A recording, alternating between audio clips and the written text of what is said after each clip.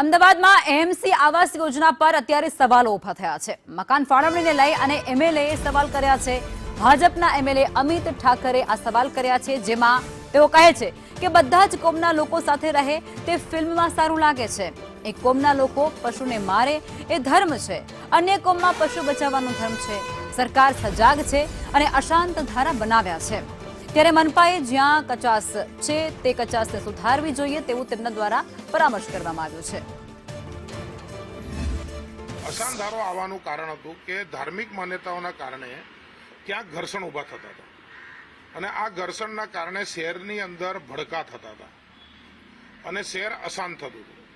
અશાંત ધારાના કારણે જે હવે સ્પેસિફિક એરિયા એક્ટ છે એ ગુજરાતમાં અને ખાસ કરીને અમદાવાદમાં એક શાંતિનો માહોલ છે અને આના કારણે ઘરની તબદીલીઓ ઘણા અંશે રોકાઈ ગઈ અને રોકાઈ જવાના કારણે આજની એક પરિસ્થિતિ સારી છે।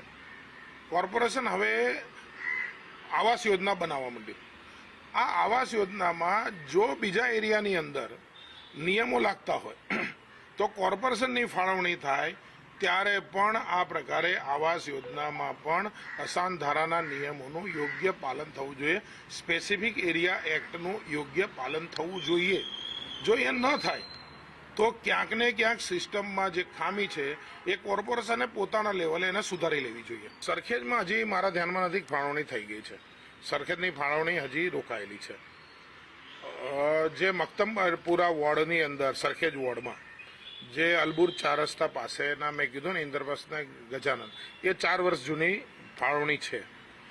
અદાણી સ્કૂલની બાજુમાં જે ફાળવણી છે એ પણ લગભગ 3, 3.5, 4 વર્ષ જૂની છે। એટલે જે જૂની થઈ ગઈ એ થઈ ગઈ।